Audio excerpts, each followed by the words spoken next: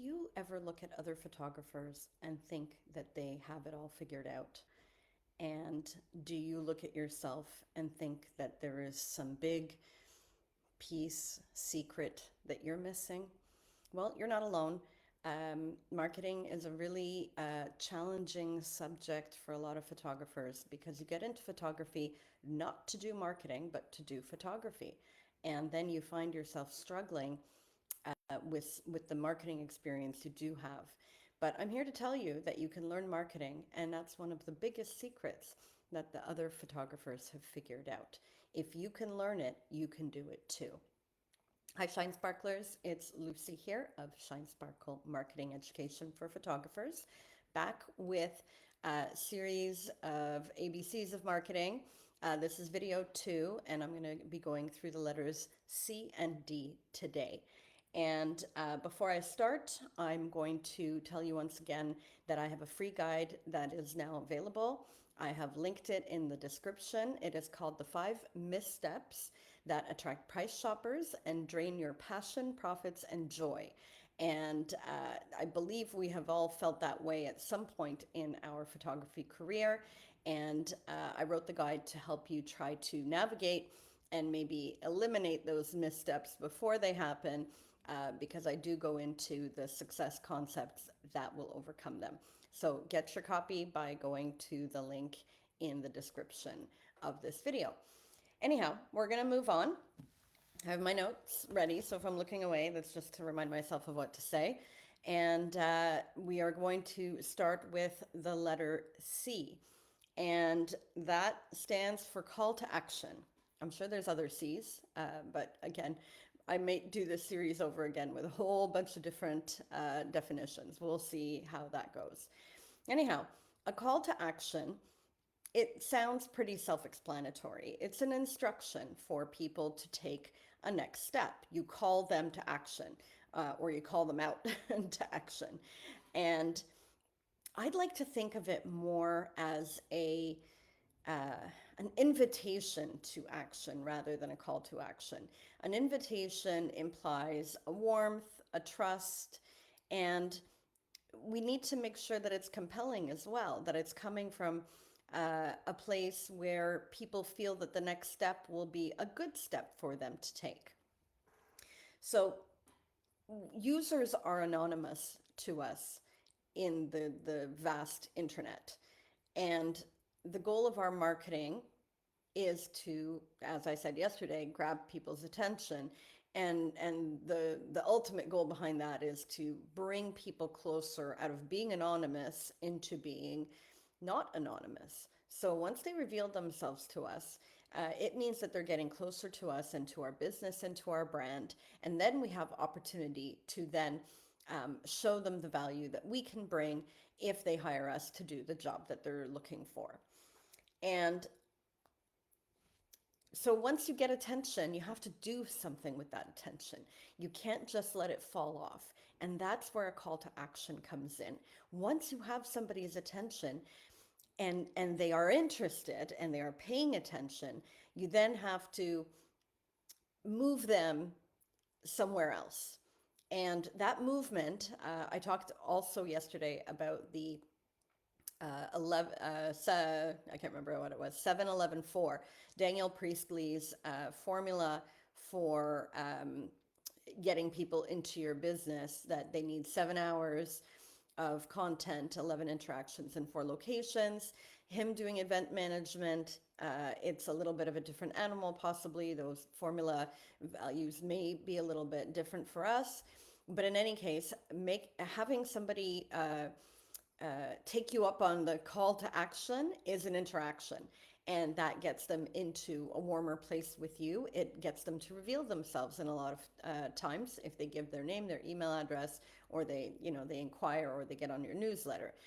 So we must do something with the attention that we grab. And I'm going to illustrate that with an example. So we have to deliver something of value, a golden nugget, a piece of wisdom, some entertainment, some humor, shock value, even controversy, whatever it is. There's lots of ways of getting people's attention. And we all wish that we could just hang out a shingle and say, if people love my work, they will come to me. But that is a little bit of fantasy.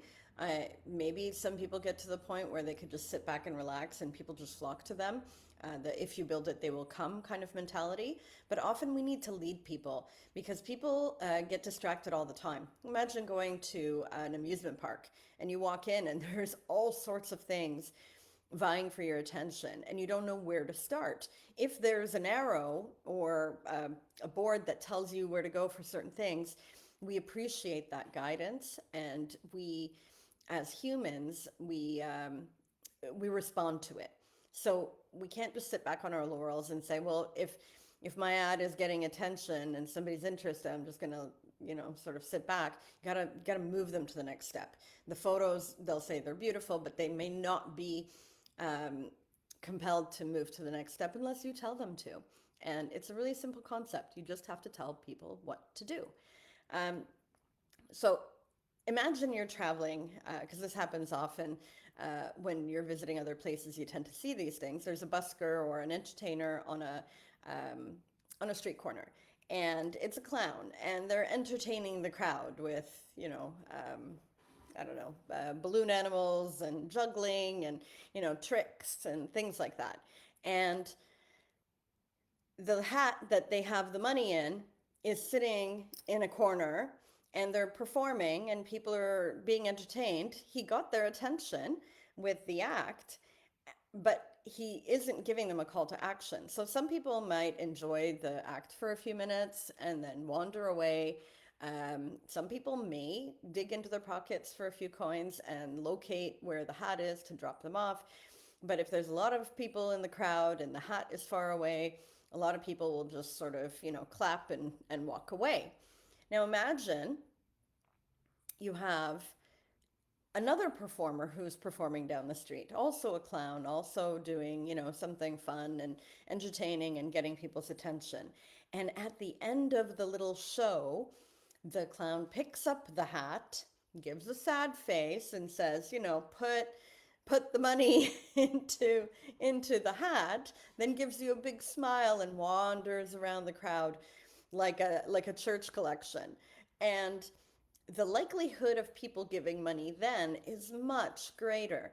First off, because they're implicated in kind of a one-on-one interaction, and that people feel compelled to kind of give. But also, they've been asked to give because he is asking for the small donation in return to reciprocate for the entertainment that he has given. So we always have to think about how do we put the next step, like the hat with the donation, once you've done your song and dance act, right? And on the internet, it's not quite so intense because it's not one-on-one. But you do want to give people an invitation of where to go next to enjoy that content even more. Um, so there can be weak calls to action and strong calls to action. And the weak call to action was the hat on the ground with clown number one. And the stronger call to action was the clown that actually picked up the hat and moved around the crowd and you know, asked for that donation. But our calls of action, or calls to action, rather, um, can also be quite weak. And if you think about the ads that you're creating and the posts you're posting, the captions in your Instagram, things like that, what are the terms there that are, sorry, what are the terms that you are using? A lot of photographers use book now. Fewer learn more, but book now. And when you're running ads, I think there's actually a drop down menu where you can actually pick a call to action on, or even on your Facebook business profile. And they're all quite generic, you know. So when you have a drop down menu, you have no choice. But when you do have a choice, something like book now, it's very generic, and um, it doesn't compel people in terms of the imagination that they may have been starting to create around your services when they have paid attention to what you've been producing. So The other thing I see is a lot is complexity. So once you have a call to action, you need to make it super, super easy for that call to action to actually happen or manifest. So if you want people to book now, you need to have a button that says book now, and it needs to be a button, and there needs to be a place where they get to right at that point where they can book. So for all of you running sort of minis or themed sessions, you have that through your um, tools, your booking software. So that's good. But I would say that you could probably be a little bit more creative in the book now. But I do see a lot of photographers putting their ads on online and writing out, if you're interested, book now, contact me at, first name dot last name at I am the greatest photographer of all time.com. And you have to actually, a person would actually have to open their email and create a new email and then type in that email address, make sure that there's no errors in it, and then they have to write something to you, which, if you want somebody to act fast, they have to start thinking about, well, do I reference the ad? What do I say? You've lost somebody. You probably lost them at the email. I have to open my email. If it's not quick and easy, you risk people abandoning right away. So the call should be compelling, and it should also be easy. So yeah, this is what I wanted to say. That a call to action is an energized step. So it's not just a step to take, it's an energized step to take. You want to make it so that people are happy to make that next step with you. They're like, wow, you gave me so much value. You gave me something uh, interesting to ponder. I need to find the next step. So, and when the energy is the biggest is when they're at the peak or the prime of the attention that they've gotten. There is like a peak. So if I'm looking at something, I might stop a scroll because I'm like, I recognize somebody, or they said something that was funny, and I'll stop, and then I get invested. So sometimes I don't. So I'm like, oh, is this funny? Is this interesting? Oh, no, it's not. Okay, moving on. Right? But if I am interested and I get hooked, the hook is at the prime time, right after the hook, to present your call to action. And I see a lot of timing issues around that. I go to a lot of websites, and before the landing page even barely loads, I get a pop up. Sign up for my newsletter, sign up for great things, or book now, reach out and inquire about your wedding. And I'm like, I barely even looked at your title. I don't even know if you're in my right area, or whatever it is. I don't know if you're the right fit for me. It's kind of like going on a first date and having somebody ask you to marry them right off the bat. There is obviously a timing issue there, because most people will not want to accept a marriage proposal on a first date. So the call to action, you have to be careful that it is not too soon, where somebody has not developed enough of a relationship with you. So if you've got their attention with something, then if they move into that call, that means that they're looking for something a little bit heavier. So you have to be very sensitive in how you present that call to action. So you don't want it to be too quick. So something like a pop-up, if somebody's gotten to your website, you've already gotten their attention somewhere, and you want to let them digest who you are before you move them to the next step. Um, yeah. So yeah, and your words matter. So as I said, book now, it's kind of generic. A lot of people use it. And everybody's like, how do I stand out in my saturated market? Well, part of what you have to do to stand out is not use the same language as other photographers, especially the ones in your area. So if everybody's saying book now, how can you do something different? So you might sit there and say, well, that's what I want them to do. I want them to book. Um, but knowing, again, if you look at the relationship example, you're not going to propose to somebody on the first date. You want to sort of nurture that relationship and calls to action help to nurture that relationship. So it first gets somebody into your ecosystem, let's say, and then you nurture the relationship. So your call to action isn't always just to book, it's the process on the way to booking, and then there's a step to book. And some people are quicker than others. Some people third date and they're ready. They've fallen in love. And some people it takes 10 dates, and some people it takes 2 years. We want to make sure that that process is sort of condensed for us. But it just goes to show that people arrive at different times. And so you never want to just be like, book now, and that's it. So you also want to sort of nurture them and move them into the right direction until they're ready to take that final step. So let's say you're an adventure elopement photographer. So if you said something like, your dream elopement is in the mountains and we'll go hiking at the crack of dawn, uh, book now. Like you can kind of hear that energy. So the like I said, it's an energized instruction, call to action, and you want it to match the energy of what it is that you're trying to pair it with.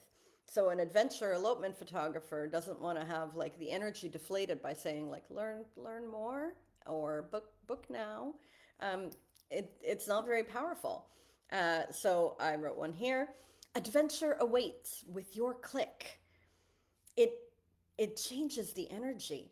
It's still a call to action, and you still actually want them to book, and you're just saying it in a different way that engages the senses that got them there in the first place, because their attention was caught at some point and they moved into this area where you're actually telling them to do something. So your adventure awaits. That's pretty compelling to somebody who might be planning an adventure elopement. Yeah, that adventure is awaiting, and I will await it with you. So let me click and see what else you have to say and see what else you have to offer me, moving you one step closer to that booking. So think of it as not just a boom, one and done, but it could be a breadcrumb. You're dropping crumbs and getting people to move, or a carrot with the, donkey. You're dangling the carrot and people are moving closer and closer. So calls to action are ways to get people into your ecosystem and then move them further into that ecosystem until they trigger with the action that you would like. And that would be to book. So, next one, we're going to go on to letter D. And letter D is discovery.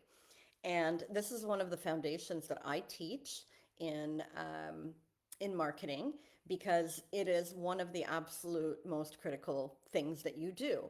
And it precedes attention, because if you are not discovered, then you cannot grab people's attention. So it is really one of the first things that you have to think about. So a lot of people say find. I also say find. People need to find you online, and that's true. But I like the word discovery, because discovery has a reveal aspect, that you will be revealed, treasures will be revealed to you as you go. And think about travel ads. So uh, if you're looking at going somewhere warm for the winter, you don't see, find out all the great things about Jamaica. It's like discover Jamaica, discover the islands, whatever it is. It has a more romantic feel. It has an element of delight. Uh, you'll also notice actually a lot of luxury brands use the word discover. Discover the benefits of having this credit card, the luxury black card or whatever it is. Um, Discover all that you can do with this, at this beautiful place. So the word discover has a delightful element to it. So you want people to be delighted that they have discovered you. And the way to do that is to make yourself be discoverable. So back even not not long ago, much of marketing was uh, pull, push marketing. We would push our message out there. There were much more limited ways, TV, radio, magazines, where you could push a message to people. And there was also like sort of a wall between, business and consumer, because the internet didn't really exist. And the internet kind of broke all those barriers down. And now people are all kind of online, businesses are online, we're online, and it's sort of an even playing field. And so it's less push marketing rather than just putting yourself out there to be stumbled upon, to be discovered. And in order to be discovered, you have to be discoverable. And you can't catch attention unless you are somewhere to be discovered. So, yeah, push. Well, yeah. So it's like a treasure hunt. Again, like I said, like the breadcrumbs that are leading the call to action. You want to leave breadcrumbs wherever your ideal client is living, online and offline, right? So that's why it's so important to know who our client is so that we know where they hang out most. So, are your brides on Pinterest? Are they on Instagram? Are they on both? Put yourself out there to be discovered. And the attention, it's kind of the same concept as attention, that we often feel like we're being annoying, or people won't like us if we're bombarding them with messages. The thing about discovery is that um, you're not bothering people in terms of a push marketing. You're not like knocking at their door or calling them on the phone. Now those are memes, like people are eating dinner and some, telemarketer calls. That used to happen. And nowadays we don't need to do that. You could just be on Instagram. You can be on Pinterest. Your information is out there. And people discover it when they're already looking for what they want to find. So a person is not going to look for a wedding photographer if they're not getting married. That's pretty clear. So we already know that a bride is getting married and she will want a photographer. And you're not selling her anything. You're being discoverable, so she can discover how amazing you are, so that she will choose you to be her photographer. She's not making a decision to buy photography services already. She's already decided that. As soon as the wedding proposal came, she knew she was going to be hiring a photographer, most brides, anyways. And so, really, now it's only about who she's going to hire, not the fact that she's going to hire at all. So, you already know that you don't have to do any selling around the concept of wedding photography. What you have to do is put yourself out there so she will discover you when she is looking for her venue, her flowers, her dress, whatever. She can come across you as well as the photographer of those things that have been put on Pinterest, for example. So, yeah. So you have to figure out where they are. Like I said, brides might be on Pinterest and Instagram. Families maybe more, and newborn maybe more on Facebook. But this is not even online stuff only, but offline stuff as well. Do they go to the gym? Do they go to, a local coffee shop? Sort of be there in a non-stalking way, but be there. Be there for somebody to come across you. It's like dropping a Google map pin. So you drop your pin wherever you go, and people find footprints of you. And then that's when the attention happens. So when they discover you, then you do something that catches their attention. And as I said in the attention part yesterday, that attention, it needs to engage people in some way, give them some sort of value, entertainment, something, in order to then capture that attention long enough and present that call to action so that they move closer to you. So I hope you can see how these things are all kind of fitting together. So you put yourself out there on Pinterest and somebody is looking for, a particular venue, and you have put out photographs of that venue on Pinterest. They see it and they're like, wow, what a beautiful photo of this venue. And then you have something interesting to say about that venue. Like, you won't ever believe what happened at this in this amazing wedding at this amazing venue. And that would capture somebody's attention. They're like, yes, what amazing thing did happen, right? If you just said, this venue is in Idaho, I don't know. It would just, or I loved this beautiful session at this wedding venue. it's a little flat. It's not so energized. But if you capture people's attention, then discovery leads to attention, attention then leads to a call to action, right? So once they've come across your Pinterest pin, and it says, "You won't believe what amazing thing happened during this wedding at this beautiful place." Um, Click to read. Read more. Read what happened. Read about the amazing thing. There's a lot of different ways you can position that. So then once they get there, they go to whatever blog or blog post or sales page that you've created, that pin is linked to. And then the relationship continues, where on your website you would obviously have more calls to action to nurture and get them to reach out. So I hope that, let me just say, yep, I think I've covered everything. So um, tune in tomorrow for the next two letters of the alphabet, where we will go through the ABCs of marketing. Again, if you have any questions, because I can never tell if there's anybody else who's actually on the live stream. It's really hard to see. But if you have any questions, or if you have any words that you would like me to define for you, then drop them into the comments and I'll come back and take a look. And don't forget to get your guide of the 5 missteps that attract price shoppers and drain your passion and profits and joy. And we don't want that. So go and read it, and maybe we can help you get over those obstacles before you even have them. Or if you are having them, ways to overcome them now. So don't forget to get that guide. And in the meantime, I will see you for part 3. All right. Bye, Shine Sparklers.